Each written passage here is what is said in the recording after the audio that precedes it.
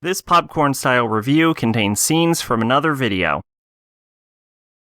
Dororo and Hyakkimaru, also known as Dororo, is a black and white anime from 1969, and I think it is officially the oldest anime series I've watched.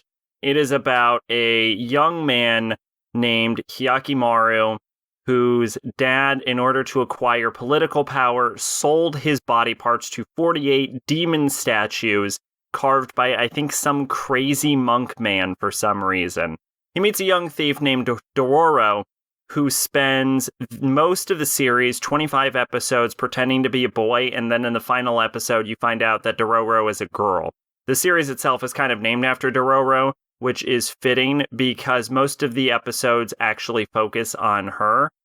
But it has a basic formula of Dororo gets separated from Hyakkimaru, a demon shows up, she gets in trouble, Hyakkimaru kills the demon, and then Dororo gets one of his body parts back every time he kills one of the demons. Some of these body parts make total sense, like he gets his teeth back, his eyes, his ears, his arms and legs, Those are the normal ones. But then there are some that are just so fucking ridiculous, I could not believe them. At one point, he gets his skin back. At one point, he gets his voice back, and it's like, how the fuck were you talking the entire time? What? And he gets his backbone back at one point, and I'm like, wait a minute, how was he standing? How do you work, Hyakkimaru? How does your body physically function? And the explanation given is that his body is like Frankenstein from a bunch of prosthetics by a crazy doctor man who adopted him as a child when he was some sort of horrible caterpillar. But the more we learn about the body parts that Hyakkimaru gets back, the more you can't help but picture this limbless, legless, eyeless, skinless, teethless, voiceless horror caterpillar that this crazy doctor man just grabs and is like, well, I'm just gonna fucking shove a bunch of prosthesis on it and make a fucking person.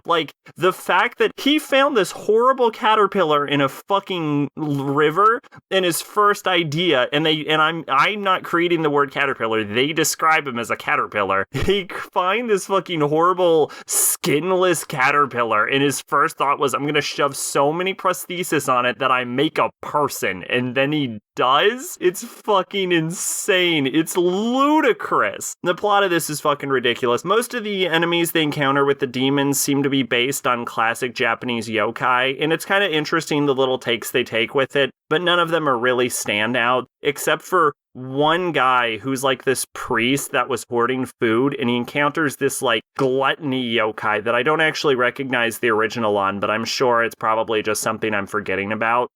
But he ends up, every time he rings the bell, he force feeds the priest. And at one point, he rubs the priest's bell and he's like, ah, yes, this will make a fine home indeed. Open up your belly button. And I'm like, that is the most intimidating fucking thing I have ever heard. Are you kidding me?